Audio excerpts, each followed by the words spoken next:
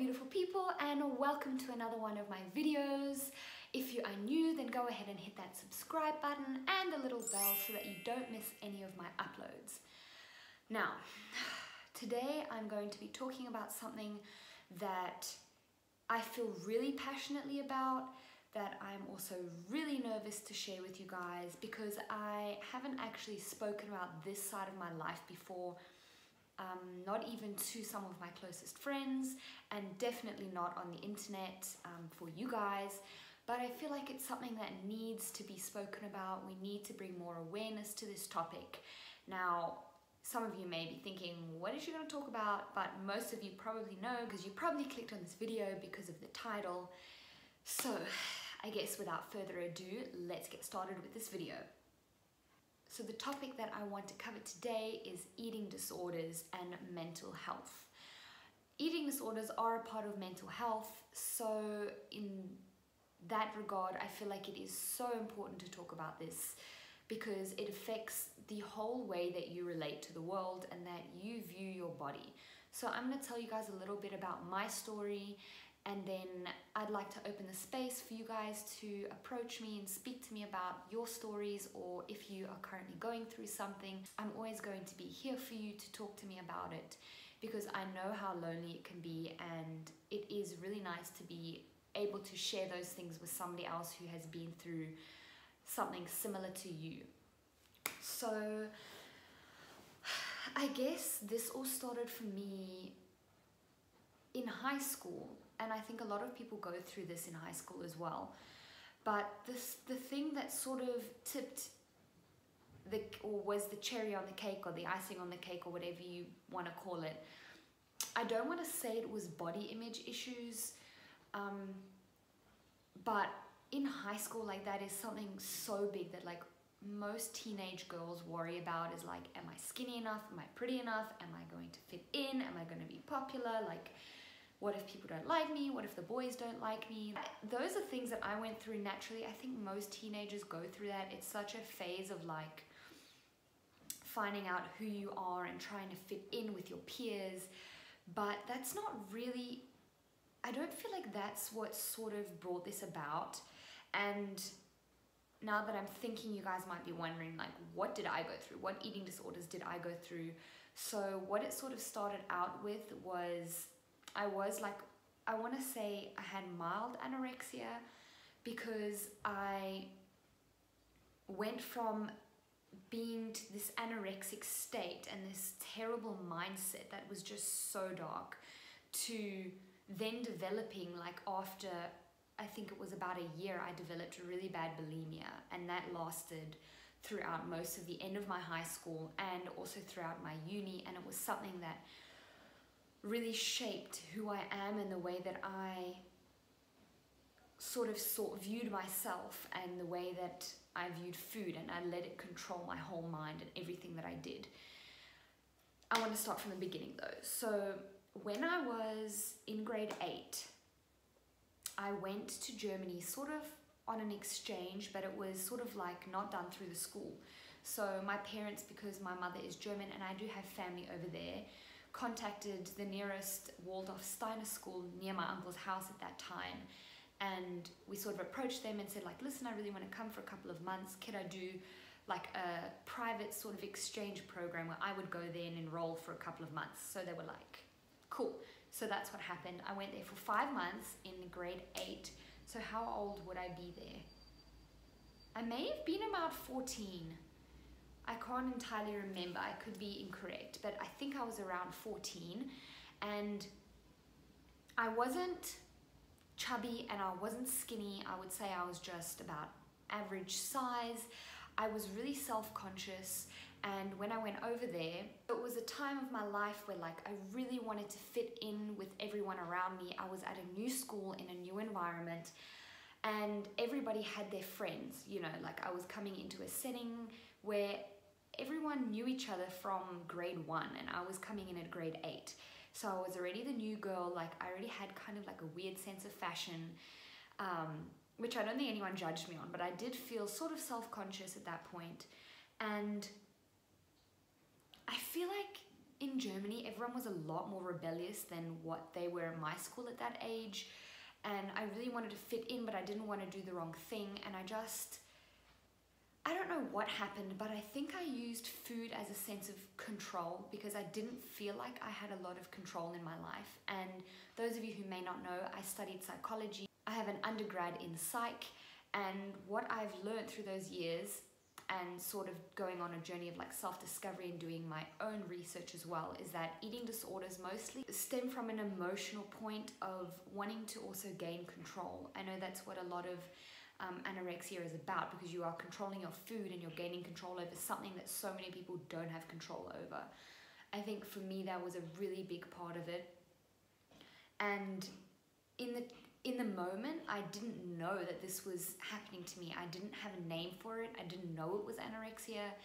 I didn't think that what I was doing was wrong. I just had this totally warped understanding of what food was for the body. I didn't see it as a way to nourish this vessel that I'm living in and give me energy. I saw food as the devil. I honestly just thought it was the worst thing under the sun.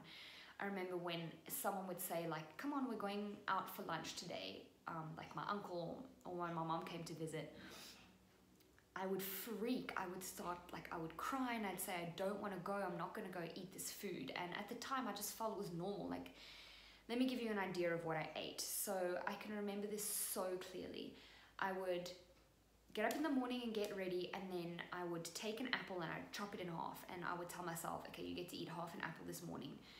Then I would head over to school. I wouldn't take any snacks, or maybe some days I'd take a banana. Then school, they finished like at half day.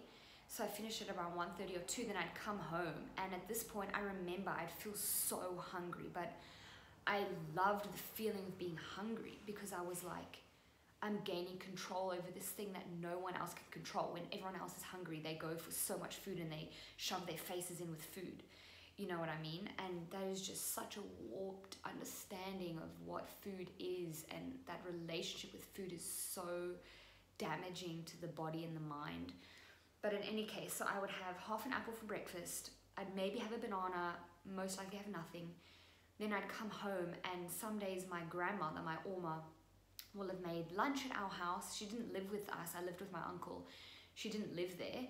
But she would come and bring food, and I would always make an excuse, like, I'm really not hungry now. And then she would leave some food there for me and go back home, and I would be so hungry. And I'd end up eating, and I remember the one day she made pasta. And those pasta that twirl, they're like about this, I don't know what they're called.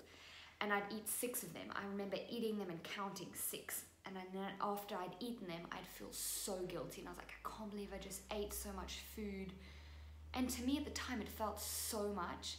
And now I think back to myself and I think, I can't believe that's all my body sustained off of.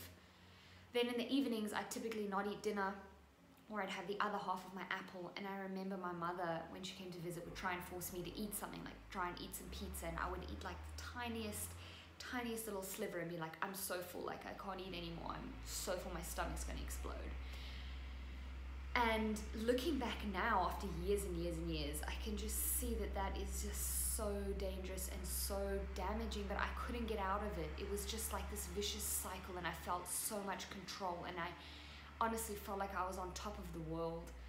Now, if you are going through something like this, then please know that you're not the only one going through this. I can promise you there are people all over the world, males, females, young girls, young boys, older people of all kinds of different backgrounds. And it's something going on in your mind. It's not healthy. It's definitely not healthy. So please see if you can find some help. I know that at the moment you don't want help. You don't want someone to find out about it. You don't want someone to try and push you to get help. It needs to come from within you and yourself. Okay, so now I'm going to get back to the story. After that, after a couple of months, I think it was 5 months, I came back home and I got back into my normal habit. I was back with my family and I started to eat and eat and eat and eat and eat. And I started to eat so much food. I gained so much weight. It was when I was at my heaviest, and I felt that I was at my complete lowest. I felt so low. I felt so alone. I don't know why I couldn't come to my family about it. I just didn't feel comfortable. It's nothing against them. It was just something personal that I was going through, and I didn't want to talk about it. After coming back and gaining so much weight, I was like, this can't be it. I started exercising, but it didn't help because I was putting so many calories into my body, and it was unhealthy food. It wasn't healthy, plant-based, whole food diet. It was crap that I was eating. Mostly healthy. I was still having smoothies and wraps, but I would eat too much food, just way too much food. And then I don't know what it was that pushed me to this point, but I started to realize I can make the food go away. So I started to make myself purge. I would eat a whole bunch of food and then vomit it all up again. And it would just be a vicious cycle, and some days I would do it about 3 times a day. And after a couple of years, my then boyfriend, who is my husband now, was like, you need to get help. This isn't okay. This is not healthy for you. It's damaging your body, and it's honestly, there's something going on in your mind that you need to sort out. So I went to a psychologist, someone that I found through the school that I was going to at that time. I didn't really tell anyone about it. My best friend at the time was the only person that I felt comfortable to open up to about, and I really appreciate that she was there for me. But whatever she said wasn't helping. I was just so stuck in my own way, and I didn't want to hear any of it. I went to a psychologist once, and then I was like, this is a load of crap. Sorry to say, but I was like, I don't want to be told what to do. He doesn't know me. Like, I was hearing none of it. I wasn't open to getting the help, although I knew that I wanted it. And that feeling of isolation was really scary at the time, but I didn't really notice that I was isolating myself, or that I was isolated, if that makes sense. It just felt normal. I didn't want to talk about it. I was dealing with it on my own, or so I thought. And then I actually need to give credit to my husband, because he helped me so much in this process. He almost gave me an ultimatum, which is what I needed, which was to say, like, you know, if you're not going to help yourself and you're not going to stop this self-damaging business, then I need to be out. As much as he said he loved me and he wanted to be there for me, he wasn't going to watch me damage my own body. And that at that point, something sort of clicked in my mind, and I was like, crap, I can't lose him. Like, this is not what I want. I need to get help, and I need to fix myself. So that's when oh, sorry, I thought the baby was waking. That's sort of the time. This was already when I was out of the house, I was studying, and I realized I really need to get this under control. At that point, I was still sort of every now and then trying to kind of do it in secret, and I feel so guilty about it, and I almost feel a bit disgusted with myself, because I guess it's just really hard to talk about. I don't know why I feel so flustered right now talking about it. But I feel guilty that I did try and do it in secret sometimes and go behind his back, and it's just so wrong and so messed up, and my mind just had so much control over me. Like, I couldn't get my mind under control. It was just like, it was like this devil at the back of my head, like, it's okay if you eat all this cake, like, you could just get rid of it later, you know what I mean? And that's just, it's so wrong. And I realize now that that's where mental health comes into play, because my mental health was so damaged at that point. And that's when I sort of started to work on myself, and from the inside out start to express self-love towards myself. And that's what changed, is my want to get better and my want to love myself and to feel happy within my own skin, and not to let food have this major control over myself. And you might be thinking, but like, why did your parents in high school not realize and help you? And I think I was so good at hiding it that I was so afraid that my parents were going to find out that I would have to stop this and I would not be able to continue, that I didn't allow them to find out. I was so good at keeping this secret, and I guess they just didn't notice. Like, they thought I was happy and they thought everything was okay, and it's nothing against them. They did amazing jobs as parents, an amazing job at raising me. It was just something I guess I had to go through, a time of this dark time in my life where I just felt so helpless but so in control, and those are just the things I had to go through to be able to get me to where I am now, of feeling so happy in my own skin and feeling so much love towards myself. Oh my goodness, I'm like literally getting goosebumps. I don't know if you can see, but I got through that and I worked through all of that, and I almost see it as me going from this caterpillar state of just being so isolated and so alone and so small to breaking through and becoming a butterfly. And I feel beautiful now and I feel happy. And I guess the message that I want to give you, if you are going through this, or you have a loved one who's going through this, or you know of somebody who is struggling so deeply with an eating disorder, is that you're not alone, that it's something that you can get through. It's hard work. It's really hard, and you need to go really far within yourself to find out what has caused what you're going through and break those walls down and build yourself up again. And it's not going to be easy, but it's doable and it's going to be worth it. And I don't think that you will realize how happy you can be until you have gotten away from that state and you've broken away from it. If you are the person going through this, please feel welcome to reach out to me. I'll put my social media links down below, and you can personally message me about it, or you can even give me like a FaceTime call or whatever you need, because I know what it feels like. I know how hard it is, and I know how powerful you feel at the time. And I just want to tell you that there is a better place for you to go. And it's a form of self-damage. And this is our only body we get for our soul to live in on this earth. So we really need to take care of it. And you are worth all that self-love. You are worth working on yourself. And food is not the devil. Food is there to nourish your body.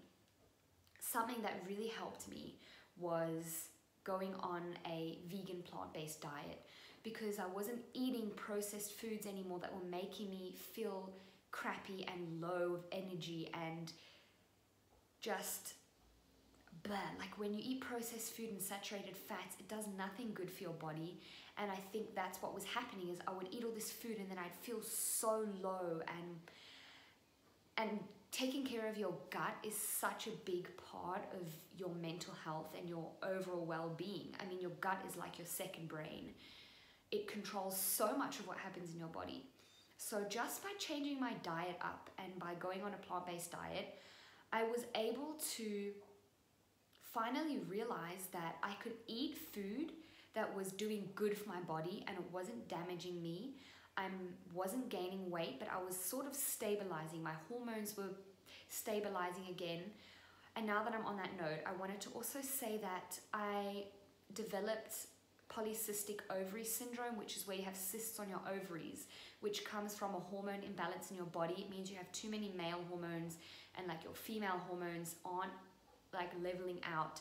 And personally, from all the research that I've done on it, I feel like me having this eating disorder could have actually caused this, because I was having such irregular, like my metabolism was so damaged and so irregular that I think I may have caused that for myself.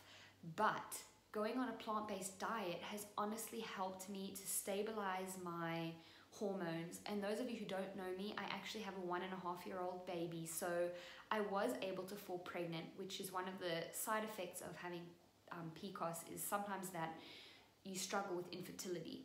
And I went on this vegan journey when I realized I wanted to fall pregnant, and so many of my symptoms just disappeared. It was just like the food was helping my body to heal and helping my mind to heal. Now, having an eating disorder is not something that is going to be a quick fix. You can't just click your fingers and it'll go away. At least for me personally, that was my experience. maybe for you, you have some amazing, like, life-shattering experience and you can snap out of it. But for me, it was a long, long journey of many years, and it's still something that's at the back of my head where I don't feel like I need to punish my body anymore. I don't need to eat a lot of food and like overindulge and then like purge. I'm totally over that part now of my life, but there is a part of me where I would go through certain phases in my life, even now I'm working on it, where I would get to the end of the day and I'd be like, crap, I ate a lot of food today. And then in my mind, I'd go, crap, that means I shouldn't eat so much dinner. Or I would have this imaginary plate in my head. And then throughout the day, I would envision on my head, like, does all the food fit on this plate? Because if it doesn't, then I had too much food and tomorrow I need to cut down. And that is something I'm still working on in the back of my mind. I'm not gonna lie. It's still a journey for me. But I'm comfortable talking about it now because I've gotten over the worst of it. I feel in my own mind that I am happy, I am healthy.